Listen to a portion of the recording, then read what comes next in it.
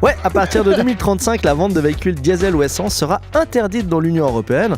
On va prendre le temps de faire un petit tour d'horizon de la situation. Alors la COP26 qui s'est achevée à Glasgow a été l'occasion de faire le point sur la stratégie d'électrification des principaux constructeurs d'automobiles qui sont plus ou moins pressés de décarboner leur parc de véhicules. Alors elle s'est pas achevée à Glasgow, ils nous ont achevé à Glasgow. Exactement, c'est pas la même chose. L'idée c'est quand même de basculer vers des gammes 100% électriques.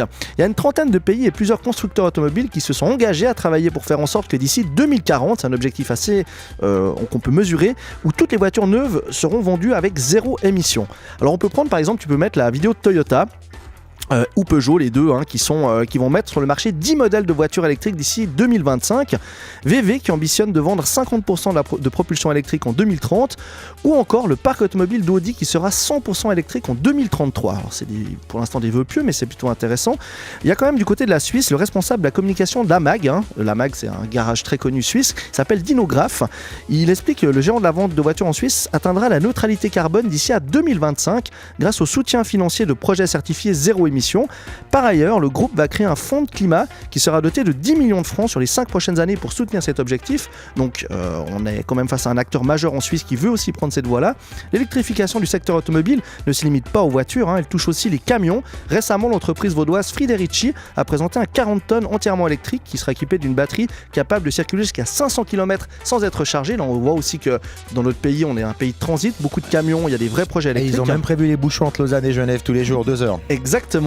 La conseillère fédérale Simonetta Sommaruga, qui s'est fait écho de l'engagement des constructeurs automobiles lors de la COP26, s'est réjouie de cette évolution. Je la cite, « Le train a été décarboné il y a 100 ans. Ce changement commence à peine pour le trafic routier, mais nous sommes sur la bonne voie. » Donc on voit que les politiques prennent ça à bras-le-corps. Sur la voie 1. Le bureau d'études CITEC annonce que les transports émettent 32,4% des émissions de CO2 en Suisse, un chiffre qui n'inclut pas l'aviation. Ils ont augmenté de 3% entre 1990 et 2018.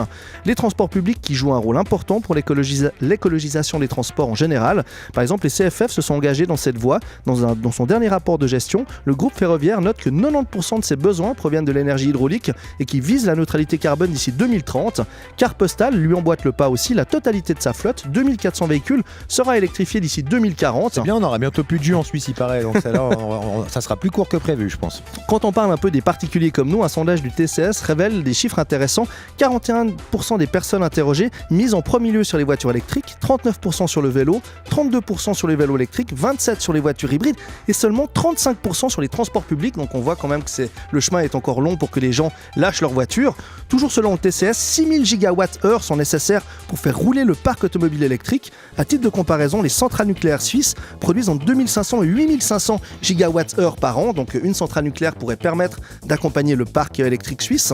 Chaque fois que je parle de voitures électriques dans Point Barre, je me fais alpaguer sur les soucis écologiques qui seraient pires que celui des voitures thermiques. Je me suis dit, je vais encore une fois un petit peu enquêter là-dessus. Alors l'argument principal des opposants à la voiture électrique, la fabrication qui polluerait davantage que les modèles à pétrole, principalement à cause de leurs grosses batteries et de la pollution générée pour produire l'électricité qui les alimente. En réalité, ça dépend beaucoup du lieu où le véhicule est produit et là où il va se ravitailler. Comme une auto électrique consomme par définition l'électricité, son bilan écologique dépend étroitement de la source de production de cette électricité. En Chine, par exemple, l'électricité provient encore largement des centrales à charbon qui sont très polluantes. Là-bas, rouler en véhicule électrique génère environ 280 grammes de CO2 par kilomètre. En France, en revanche, l'électricité provient à 70% des centrales nucléaires et pour environ 25% d'énergie renouvelable.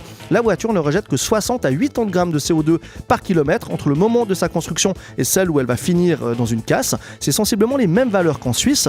Alors qu'on le veuille ou non, que ce soit en Chine, en Suisse ou en France, une voiture électrique émet 3 fois moins de gaz à effet de serre qu'une voiture à essence. Mais les détracteurs disent aussi que la voiture électrique pointe la fabrication des batteries et de l'extraction des minerais qui servent à la composition de leurs batteries. On a tous vu ces reportages où on voit des enfants travailler dans les mines de cobalt au Congo. C'est choquant et c'est une réalité. Mais là aussi, la technologie avance. Plusieurs fabricants annoncent la production de batteries sans cobalt dans les prochaines années et surtout l'utilisation de matériaux recyclés. Le fabricant SVOLT vient par exemple d'ouvrir des commandes pour son nouveau système de batterie qui fonctionne avec du lithium-ion sans cobalt, d'une densité énergétique similaire à celle des batteries classiques. L'entreprise CalTL, de son côté, prépare une nouvelle technologie qui va permettre d'éviter l'utilisation de nickel et de cobalt. Et Renault a même déjà annoncé que sa future citadine électrique se doterait de batteries LFP sans cobalt. Quant au recyclage des matériaux lourds contenus dans les batteries des voitures électriques, il a aussi beaucoup progressé depuis quelques années. Chez Volkswagen, actuellement, les batteries sont recyclées à 50%. Cette proportion passera bientôt à 80% via un nouveau précédé, puis à 97% dans un second temps. Donc on est quand même vers des belles améliorations. Tesla, eux, atteignent les 80% grâce à des projets solidaires avec des parcs photovoltaïques en Afrique et une véritable seconde vie donnée aux batteries. Alors, en préparant ce papier, j'ai trouvé aussi des solutions qui vont à terme changer complètement notre rapport à la voiture électrique. Parce que le problème, moi qui en ai une, c'est souvent que pour charger ta voiture, tu vas mettre 15, 20, 30 minutes. Alors le constructeur chinois NIO qui va ouvrir sa première station de batterie swap en Europe, basée en Norvège. Alors ce dispositif va permettre d'échanger la batterie vide de sa voiture contre une pleine. Au lieu de mettre à charger, on va avoir un système complètement automatisé qui va prendre Laurent, les batteries, c'est pas des machins énormes qui prennent tout le bas de caisse. Mais justement, là, ce système développé par NIO va permettre de monter ta voiture sur un mini-lift. Une pince va venir la déclipser, la sortir et t'en mettre une complètement pleine. Donc c'est évidemment des projets d'avenir, mais qui peuvent changer notre rapport à ça. Après, ils vont nous vendre des voitures, on pourra même pas enlever la batterie. Alors, pour terminer sur ces chiffres, les Suisses semblent croire en l'électricité. En 2020, 8,2% des voitures vendues en Suisse étaient 100% électriques, une belle progression. Et grâce aux aides cantonales, selon le rapport du TCS, 53% des Suisses envisagent de rouler électrique à l'avenir. Mais en SUV. Alors, on est en Suisse, hein.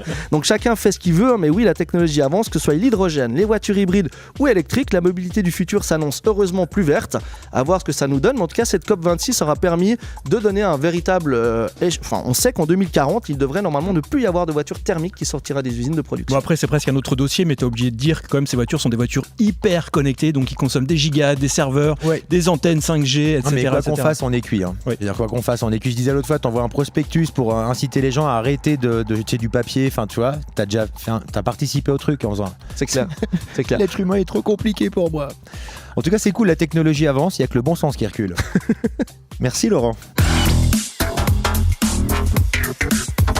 Point barre.